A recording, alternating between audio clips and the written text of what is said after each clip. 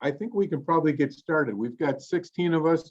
There may be a few additional folks who join us, but let me welcome everybody to this orientation meeting. This is the first one that we have done, to my knowledge, and it's designed to help new members get a better understanding of what ABOTA does, what our Michigan chapter does.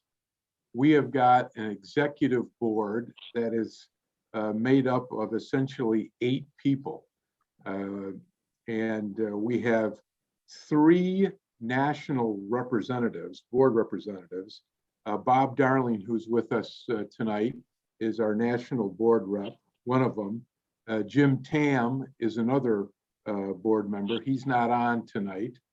And Dan Scully is a national board rep, as well as serving as president-elect. The board consists of essentially 5 officers. A secretary, Deb Freed, would be an entry-level position within the Michigan chapter. Oh, here comes Jim Tam. And then after serving a year as secretary, that individual moves up to membership chair. And Mike Janes is our membership chair this year. Then treasurer, which would be the 3rd rung on the 5-rung ladder. Judy Suskin, who isn't with us tonight, she's on vacation this week, serves in that capacity. And then President-elect Dan Scully and myself as president. We also have another officer, our immediate past president, who is our fearless leader, Mr. Riley, who was with us. And then perhaps most importantly, hi, Peter. Hi, Tom. Is we have Madeline Lowry, who is our executive director. And without Madeline, nothing gets done. Like many organizations, the executive director really does make the wheels go round. So that is the board, essentially 5 officers, an executive director, and 3 national board representatives. And so that's what makes us up. We meet monthly, you guys. We've been meeting in the mornings at 7:30. We last usually an hour, maybe an hour and 10 minutes. And that's how the organization operates month to month. We're always looking for people who are interested in becoming involved in the organization. Tim Lessing, who is with us currently, has a special position. He's in charge of our programs that we do, and we're going to talk a little bit about that throughout this evening. But Tim is helping us do some really neat things as a group that we do on a year-to-year basis. The history of ABOTA is somewhat interesting. You can access our national website, and you can get some idea as to when it began. It started in 1958 in California. It's a national association really of experienced trial lawyers and judges. And they're really dedicated to a couple of things: the preservation of the civil jury trial, which is guaranteed under the 7th Amendment to our U.S. Constitution. And also, we are, I think, probably our second most important thing is dedicated to the idea of civility. And we have programs in that regard.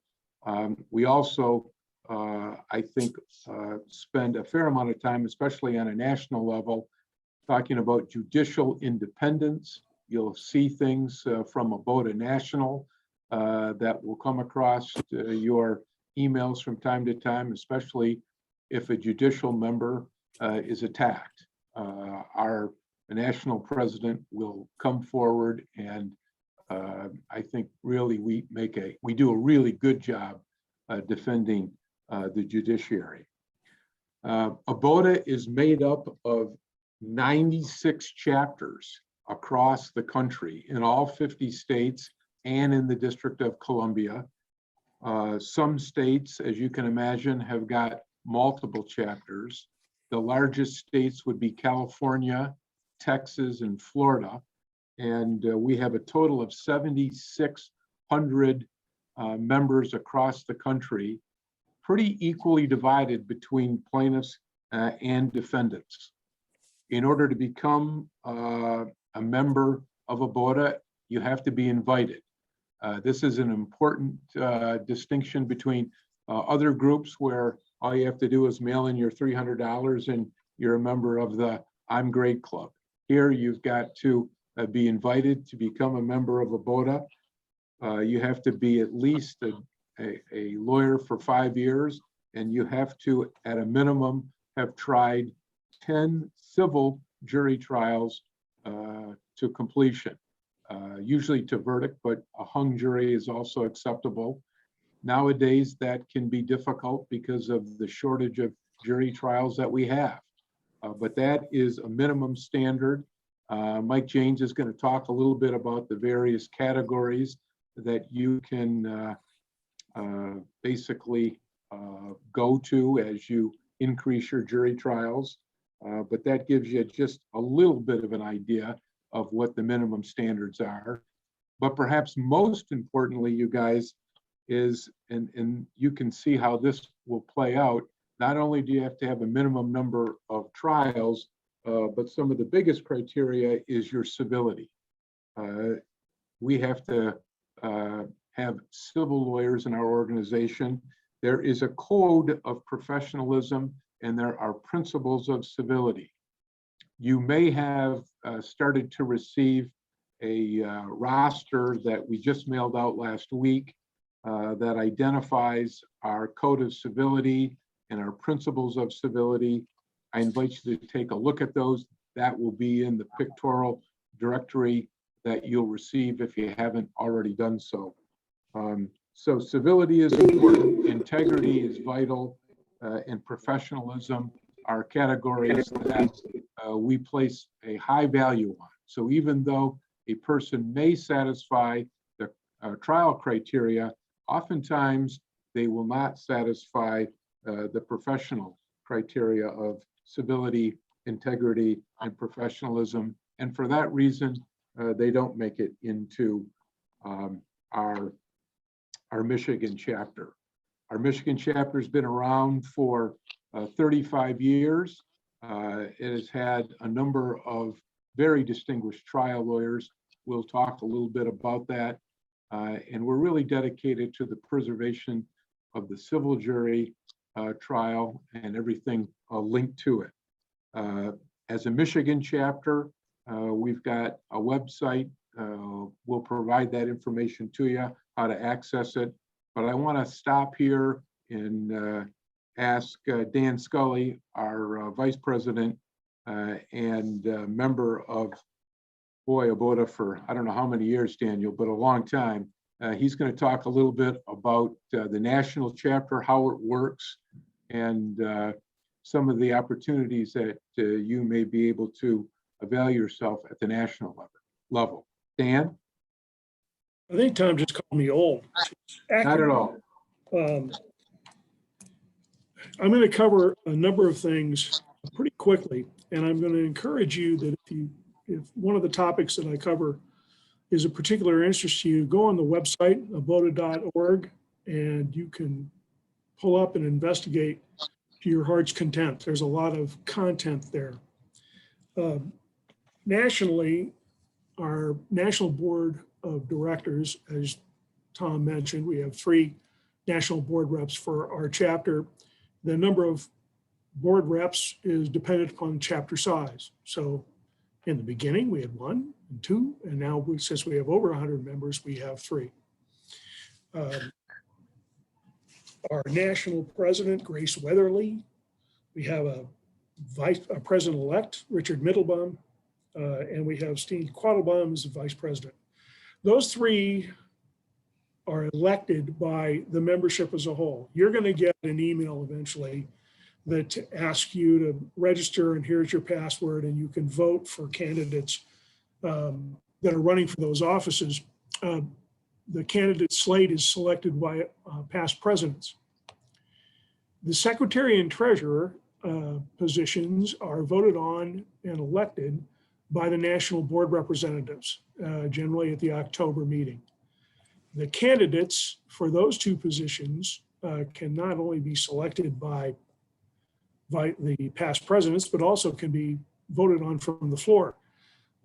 Typically, it may not, come as a great surprise that most people that want one of those positions tend to do some groundwork well in advance of the October meeting. We have 4 national board meetings per year. 3 of them are actually real. 1 of them's not, and I'll get to that one in a second. This upcoming year has been kind of odd because of things that have happened with COVID. Our next meeting is going to be virtual in May. In August, we have one in Denver. In October, we have one in Asheville, North Carolina. In January, there's one in Tucson, and there's also a leadership conference in Tucson. I'll get to that in a minute. Any member of ABOTA is welcome to come to a national board meeting. I really encourage you to do so. When we get back to in-person meetings, if you see someplace that looks like a fun weekend, let the board reps, let us know. We will be happy to meet and greet and show you around. It is a great way to get to know the organization on a national level and to begin to appreciate the opportunities that being part of ABOTA provides. The only thing that you cannot do at a national board meeting, if you're not a national board rep, is vote. But you can attend committee meetings, you can attend the main meeting. The format is Friday afternoons or committee meetings. There's a cocktail reception Friday evening. Board meeting starts at 8 on Saturday morning, ends around noon. There's generally golf or some other function, and then a dinner in the evening. If you're not a national board rep, I think the total freight is like $150 to register and go. Again, I encourage you to do that.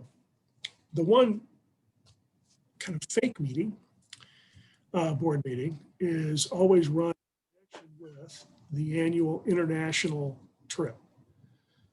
Starting 20 years ago, ABOTA began doing an annual international meeting. We've been all over the world. I will tell you point blank, these trips are one of the best things you can possibly do in ABOTA. They're not cheap, I will tell you that up front, but you get enormous value. You get into places you wouldn't get into. You have security. I've gone to Morocco, the Atlas Mountains, all over the world with these folks. Carousel Travel runs them, and they do a phenomenal job. It's well worth going.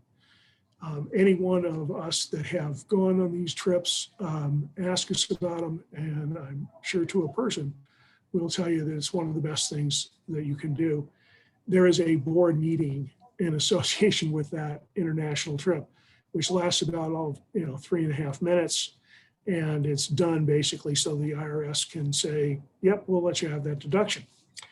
The leadership conference, which I mentioned a few minutes ago, is run once a year, and it's generally run the Thursday before the January board meeting and conducted at the same place the board meeting is. That leadership conference is designed to help new people in governance at chapter levels understand what they're getting into, give them ideas about what their jobs entail, how to do them better, different ideas of how to handle membership questions and the rest. If you have any inkling whatsoever being interested in participating in governance at the chapter level, I encourage you to go. It's not a closed shop. Anybody can register and go. You will learn a tremendous amount about how this organization really works. And trust me, if you just stay on the chapter level, it's like an iceberg. You're really barely touching the surface of what ABOTA does and what you can get involved in doing. In addition to the national board, which is over here, there's also the ABOTA Foundation. And you could go look at the foundation. There's a link to the foundation website on abota.org. I encourage you to do that. The foundation has developed over 20 plus years. It is the educational arm of ABOTA, and it has some pretty amazing stuff going on. There's the Masters in Trial, which is a program that we used to put on annually. Long story short, it's a ABOTA members put on a mock trial in front of an actual jury, in front of an actual judge, and then the deliberations are shown live and the jury has no clue that that's happening. It's wonderfully educational. It's a lot of fun. We haven't done one in a while because, quite frankly, trials have become so rare that we wound up not getting a whole lot of people signing up. But the foundation runs MIT's Masters in Trial. Civility Matters, that Tom mentioned briefly, is another mainstay program the foundation runs. There's another program called iCivics that Justice O'Connor established that ABOTA is part of. We the Jury is another program ABOTA. The foundation's involved with the National Teachers Law School, which I think is going to be virtual this year, where chapters can select local journalists and send them to journalism law school as well as teachers law school. And that's primarily gauged to middle school to high school type teachers. There's the James Otis lecturers. And if you are like me and have no idea who James Otis is, I encourage you to Google him, and you will learn that according to John Adams, under the writs of assignment that Otis took on and fought, that he is considered to be that lawsuit was considered to be the child of the War of Independence. Otis was also, and I'm going to quote this because I found it interesting, Otis wrote the following: "The colonists are, by law of nature, freeborn, as are all men, white or black." That was written in 1964. Otis is a very interesting guy. Take a look. You won't be sorry you spent time trying to find out about him. I encourage you also to become fellows of the foundation. There are different contribution levels. Take a look at that. They do great work, and it's well worth the money. International trips, before I shut up and close. This year's international trip was actually scheduled for last year and didn't happen because of COVID. It is to Peru and the Amazon. It was moved from May of last year to May of this year, got bumped again to December of this year. There may be a spot or two available. However, next year, and the president-elect gets to pick the destination. And Richard Middleton has selected India. So next year there will be a trip to India. Generally, the way these trips are set up, there is a pre-trip someplace really cool, main trip, and then a post-trip that are all part and parcel. So that depending upon where we're going, you can literally spend a month on the road, or you can spend 10, 15 days, depending upon what you want to do and what's available. Again, these trips are phenomenal. I encourage you to give them a serious look. Tom, I think that I've run through my list. Unless I'm missing something, I'm happy to turn it over. That's great. The one thing that I neglected to mention is there is also a magazine that you will begin to receive called For Dear. It is part of your membership, and you'll be receiving it. Dan's got it there. He's holding it up. Great articles there and interesting things. I would highly recommend that. I read it from cover to cover each time I get it. It's really good. But Dan, thank you. That gives you just some idea. This year in December, they're going to be in Peru, hiking to Machu Picchu. These trips are, I got to echo it, outstanding. And you'll want to take advantage of them if you're able. They really are. I want to turn now and have Bob Riley, our immediate past president, talk a little bit about our Michigan chapter and the things that we do, the number of people in our chapter, the activities that we hold each year, and some of the special events that we have each year. Bob? Thanks, Tom. So I want to have a conversation with folks, and if you have questions or something comes to mind, shout at me, do whatever, get my attention, and I'll pause and talk with you about whatever it is that comes to mind. Joining an organization like ABOTA is an honor, but it is an honor that is in part based on the hard work of some people behind the scenes. As many of us came into ABOTA, it was a group of outstanding attorneys, but only one thing occurred, and that was the year-end party. It was a great event. We all saw each other, told war stories, cocktails flowed liberally.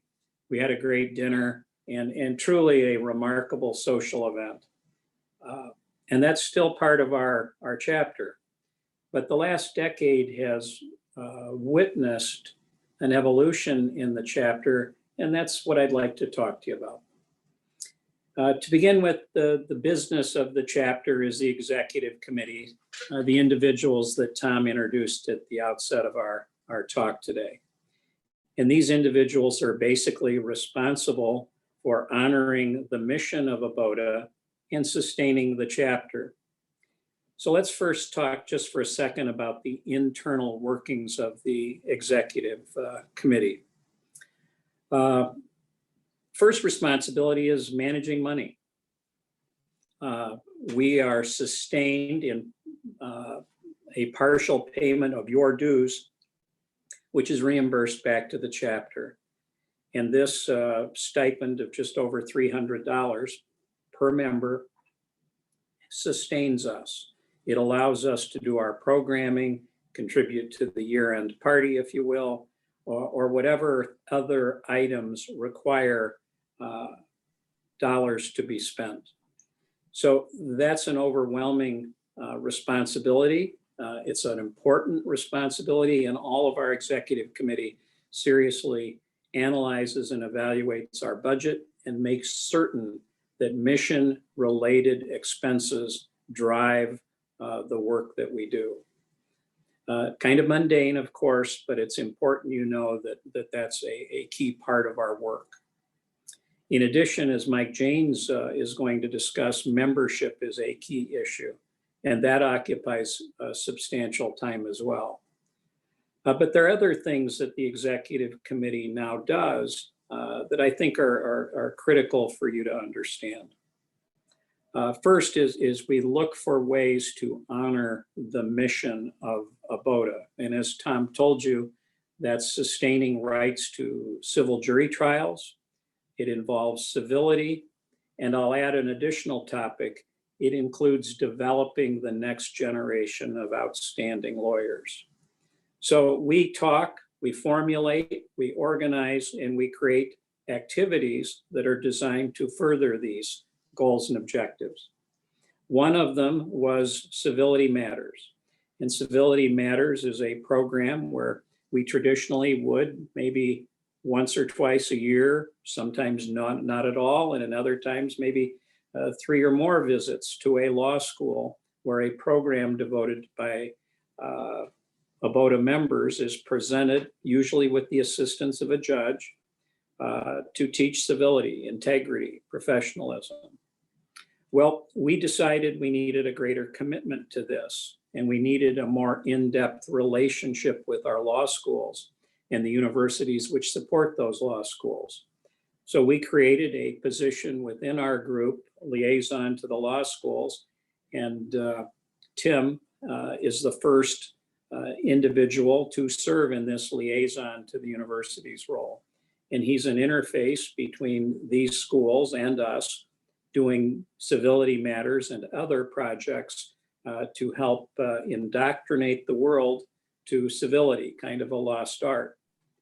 And the Emphasis on civility is now mushrooming with attention to not just law students, but to young lawyers, and expanding it as any way we can to benefit the profession. And this is an example of how we've morphed from a wine and dine kind of organization to one that takes our responsibilities seriously. Another example is in Constitution Day. I give high marks to Bob Darling for single-handedly carrying the water on this one. And he's got us with a toehold in this. It's expanding, and it's a series of programs with high school students or perhaps other students to emphasize the importance of the Constitution. A very worthwhile program that is gaining traction within our organization, largely thanks to Bob's efforts. We also have a Young Lawyers Development Program. And Tom Beam has been critical in working on this. I've assisted, and we have programs both in Grand Rapids and in the Detroit area for young lawyers, usually small groups, and they focus on various aspects of developing skills as a lawyer. We contemplate other kinds of programs as well, and we're reaching a point where gaining greater traction within your ranks is important to us. So look for these kinds of activities to gain traction. Look for them to be referenced in our notices out to the members. And what the heck, don't be surprised if you get a phone call and are being recruited to assist us in some of these activities. There's more than this, though. We talk about other important matters in our meetings besides these programs. During the past year, we've developed a keen interest in legislation and court rules. Why? Because they have potential significance in jury trial rights, in the needs of lawyers, issues of professionalism. The Michigan Supreme Court considered and adopted a professionalism standard for our lawyers. Members of ABOTA participated, Michigan ABOTA participated in the committee meetings that address these issues and were spokespeople at various levels of the process. And we also submitted a formal position to the Supreme Court. In addition, the court rule changes on case evaluation were scrutinized and reviewed. We felt there were serious concerns as to how sanctions were a vehicle by non-judges to thwart jury trial rights.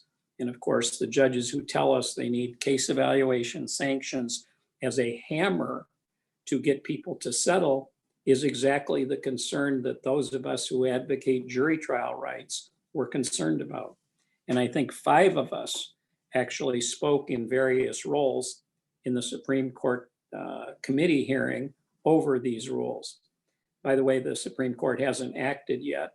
It's been quite some time since we testified, but the point is our chapter is doing far more than planning a dinner meal at the Christmas time. Instead, we've morphed into something that seriously takes the issues of the day, looks at them, evaluates them, and goes forward with positions that are mission driven. We have 2 key meetings that we invite you to attend. Obviously, I've referenced the holiday gathering, which is itself our annual meeting. Business is light that night, but nonetheless, it is an annual meeting date for us. We also have another event. Originally, we were scheduling it in May, but it looks like we're going to probably move it into the fall. This past year, we did it virtually. We had 3 distinguished guests, Supreme Court Justice Bridget McCormick, Luther Baptiste, who was then the president of ABOTA, and then we had Reggie Turner, who was the incoming president of the American Bar Association. Again, serious quality guests speaking on issues of the times relevant to our practices. And we wanted that to be an opportunity for our members to attend, participate, and interact. It's our hope that in future such meetings, we can have guests of equal stature attend and be present to help educate our members and give them take-home value from any meeting that we might schedule with you.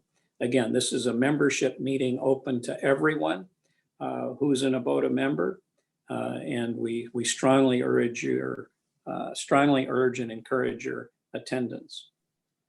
A final plug, I'm told that there's going to be gathering at one of the ABOTA members' house this fall, COVID be willing.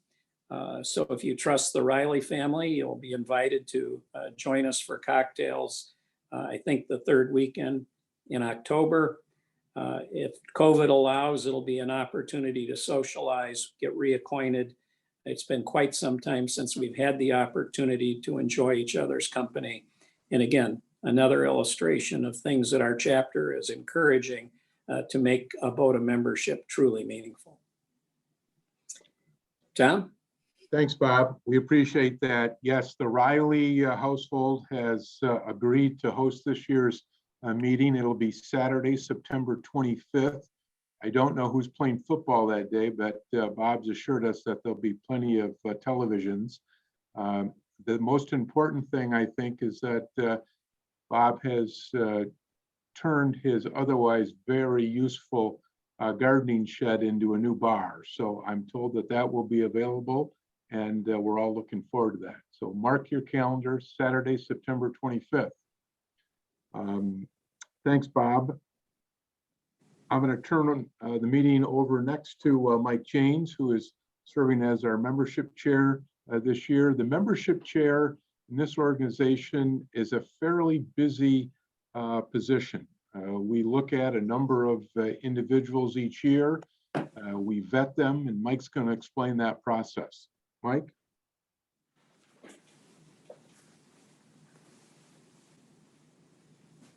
I think you're muted, Mike.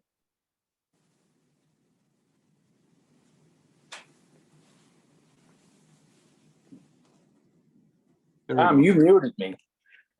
I muted you? I did.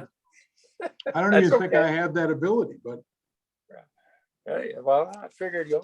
sorry about that. Timing's perfect. Yeah. Yeah, no, go ahead. Thanks, Tom. Well, I think everybody's really heard a lot about what is important to our organization and the kind of members that we're looking for. And as newer members, obviously you've just gone through that process, and you can, I guess, include yourself in what we think is a pretty elite organization. There's a lot of people that have what would be nominally the criteria that are not going to ever get into our organization for a variety of reasons. But for you that are new members, you've gone through a vetting process that not only looked at your number of trials and your skill as attorneys, but also as Tom was saying from the beginning, looking at civility and integrity. And frankly, from a vetting process, that is where we more or less focus on. But let me just say that there are categories of membership. There's kind of, and this is just by number of trials, but there are the elite of the elite, which are the diplomats. And those guys or women have tried over 100 cases and have been members or been practicing for 12 years or more. I'm planning on getting there when I'm about 93, I think. But the other next category would be advocate. That's 50 trials, 8 years. Then there's the associates. That's 20 trials and 5 years of practice, and membership, which is 10 trials. And as I think Tom mentioned, 5 years minimum. It's something that you should keep in mind if you're going to be nominating somebody, because we will go through the process of vetting somebody, and we get down several months into it to find out that somebody doesn't have the minimum trials to qualify. And it's not the end of the world by any means, because if these are people that would otherwise meet our goals as far as civility and integrity and professionalism, we keep an eye on them and we track them until they get their 10 trials. But keep that in mind when you're thinking about nominating somebody. But one of the things that we as was mentioned, we have 123 members. We do want to grow. We want to maintain our level of eliteness, for lack of a better term. So we are balancing that issue with also trying to expand. And when we say expand, we're looking to, we have a diversity statement that we have set out, and we want to diversify our membership. We have a code of professionalism, which also goes to the types of candidates that we want to see nominated. But if you're interested, and please keep an eye out for individuals that you think are people that we want within our organization, that we would be proud to have members and they would represent us well. And if you go on the Michigan chapter, there's the nomination. It's 3 pages, and keep in mind you are vouching for the individual you nominate, because it's 3 pages and you're talking about that the individual, you're verifying that the candidate is of the utmost ethical and has the requisite skill and so forth. So you are vouching for the individual that you're nominating. And then what we do is then you send your nomination into Madeline, our executive director, who will give it to the executive committee. We go through a vetting process, and we do vet people.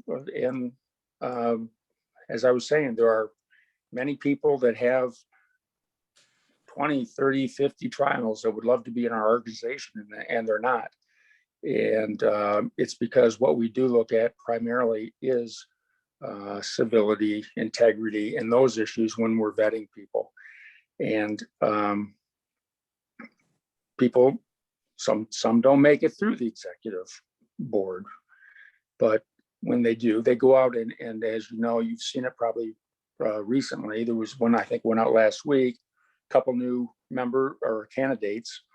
It's confidential and you can look at it, and we encourage you to send emails to the membership director. I've got about 20 or 30 of them just in the last week on the 2 new candidates that we have. And it's confidential, but it's important, and we pay attention to that.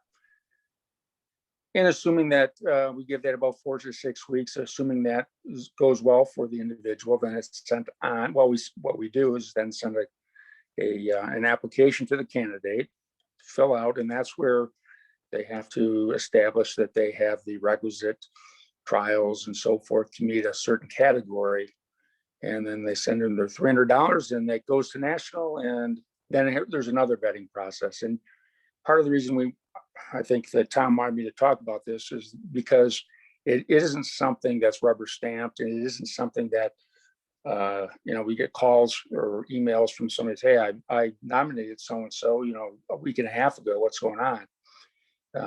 There is a process. And then even at national level, there is a process where there's a membership committee, and there's the membership chairs, and they will do their own vetting before they send it on to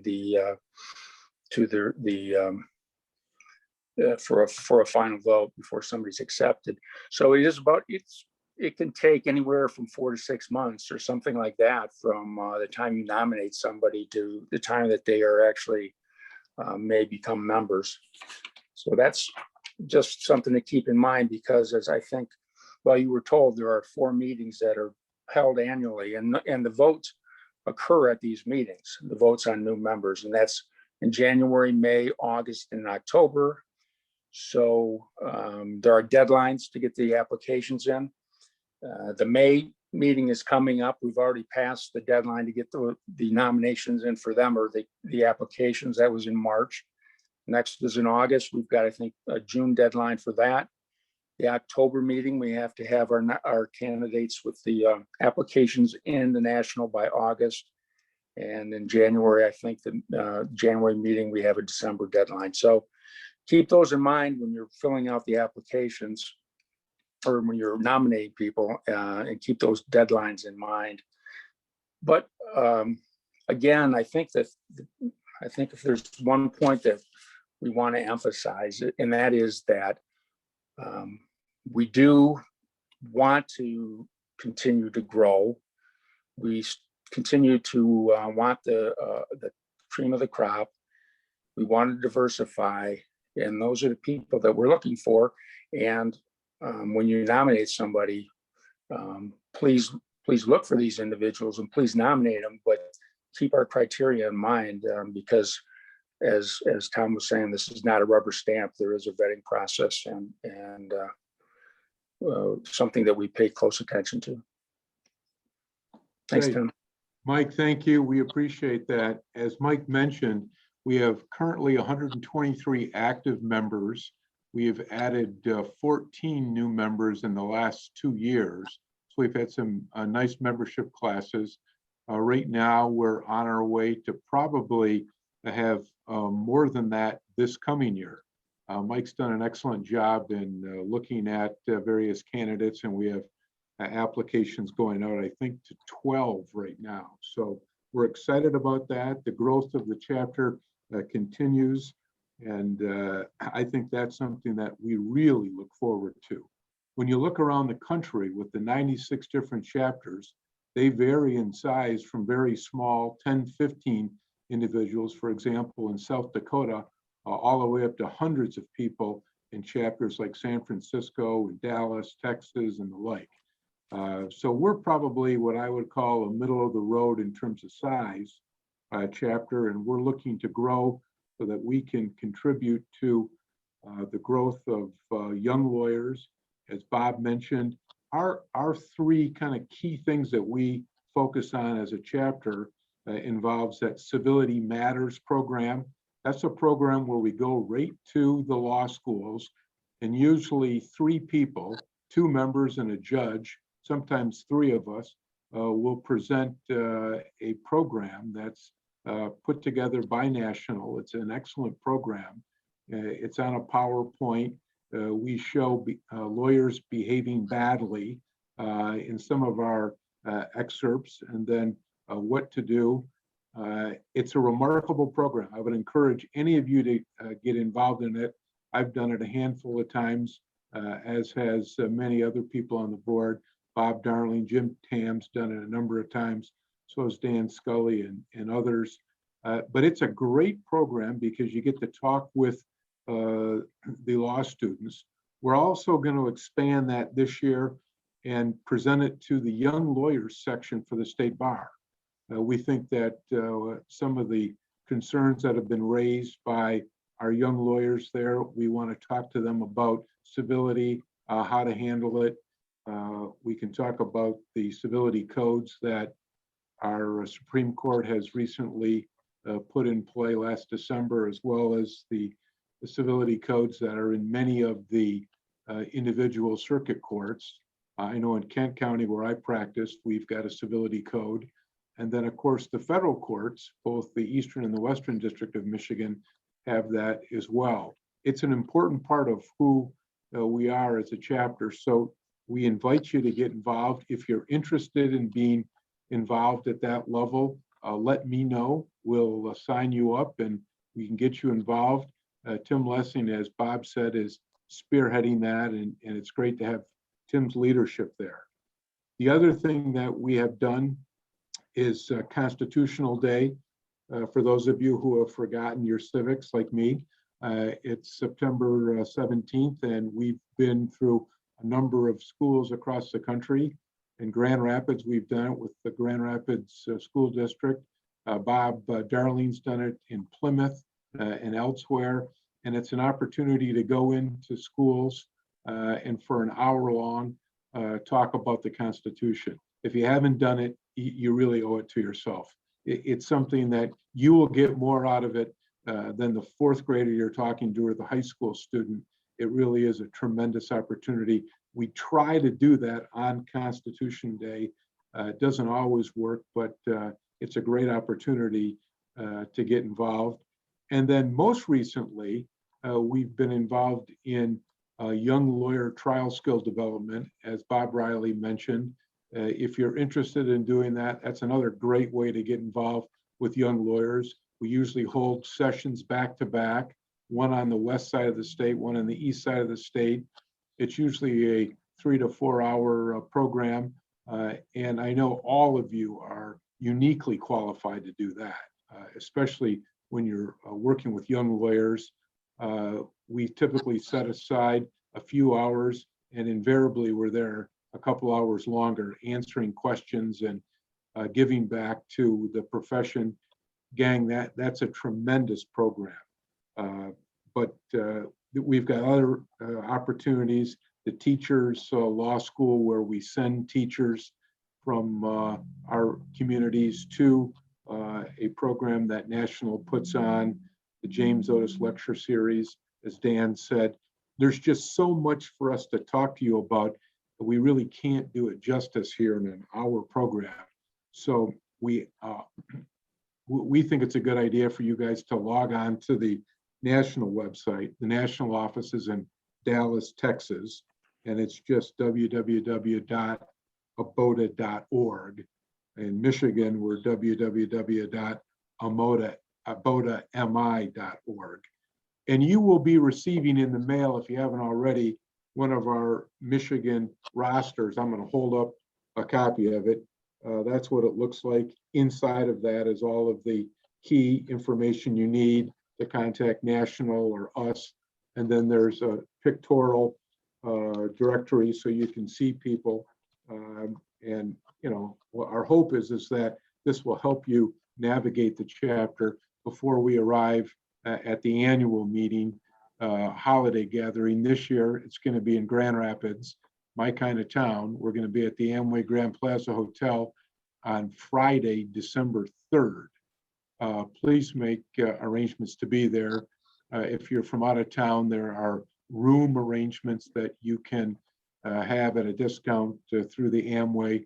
It usually is just a lot of fun. It's a black tie affair, and it's a good time. But finally, I want to spend just a few minutes and talk to you a little bit about the annual awards that we give out. These are special awards. They've been given out for almost 35 years, or over 35 years for some. But the most prestigious award is the Richard Baxter Exemplary Advocacy Award. Dick Baxter was a founding member of our chapter, and each year we recognize one person within the state of Michigan who we think exemplifies the character traits and skills of that exemplary lawyer. It's a wonderful award. Some of you probably are aware of it or know people who have received it, but it truly is the highest honor that we bestow on a person each year. If you've got nominations or thoughts, you can share those with us. Otherwise, the executive board typically looks at that person, discusses various candidates, and then votes on that. One of the other awards is the Judicial Lifetime Achievement Award. We've given this award to U.S. District Court judges, Michigan Supreme Court judges, Court of Appeal judges, and Circuit Court judges throughout the state. It's a wonderful award. The recipients are really a who's of the judiciary over the last many years. They are humbled, I think, would be the word that comes to mind when they receive the award. It really is a tremendous award. And if you're there at the annual party and you get to hear their acceptance speech. It really is a special time. We also have the Scully Award. Dan Scully's father was a founding member, and this award is given to someone who gives above and beyond to our chapter. Again, it's a list of who's who have given time, energy, ideas. It's a wonderful award. It goes to, the Mr. or Miss ABOTA for that year or years, as the case may be. It's a wonderful award. It honors Dan's father, but it really pays tribute to that person who gives of themselves in the advancement of the ideals of our organization. We have a fourth award called the Civility Award. It has gone to those individuals within our profession who exemplify civility in every sense of the word. The people who have received that award are truly remarkable individuals, men and women who have, again, given of themselves and really exemplify what it means to be a person of integrity within the legal profession. Those are the people who are the true beacons of our profession. And that award is given out, of course, annually. And then last year, we started a new award. It's called the President's Award. It's given to that person who gives of themselves, usually in the year in which it's given to our organization. None of these awards have to be given every year, but oftentimes they are. So that gives you an idea of some of the awards that we bestow upon individuals at the end of the year at our holiday gathering. So I hope our tutorial has given you a little bit of insight into our organization. If you are interested in becoming more involved, please let us know. We are always looking for board members and people who want to become more involved. So we look forward to interacting with you, seeing you. Our next group meeting, of course, is going to be in September at Bob Riley's home. We're looking forward to that. That will be a lot of fun. We've all been cooped up for over a year, and I think everybody's ready to see each other, have a cocktail, and tell a joke or two. But before we leave, I want to open it up. Does anyone have any questions they have? If you do, I think you can unmute yourself. At least I've been led to believe that. If you've got a question, now's a good time to ask it. And if you can't unmute yourself, raise your hand and I'll have Cooper unmute you. Anybody? Further comments from the board, anyone? Okay. I'm not, Jim, is that Jim Tan? Yeah, it's me. I'm just no video here, but I really have nothing to add. Thank you very much. Good. Jim's one of our national board representatives, has been past president of our organization, has given many years of service, and just a wonderful supporter of the Michigan chapter of ABOTA. All right, gang, without seeing any other questions, we appreciate you being here. We look forward to seeing you along the year, and please mark your calendars for September 25th, Mr. Riley's home, and back in Grand Rapids here on Friday, December 3rd for our annual holiday gathering. Anyone else? Great. Look forward to seeing you all. Take care. Thanks. Good night. Thanks, Tom. Thanks, Tom. Thanks, everyone. Be well.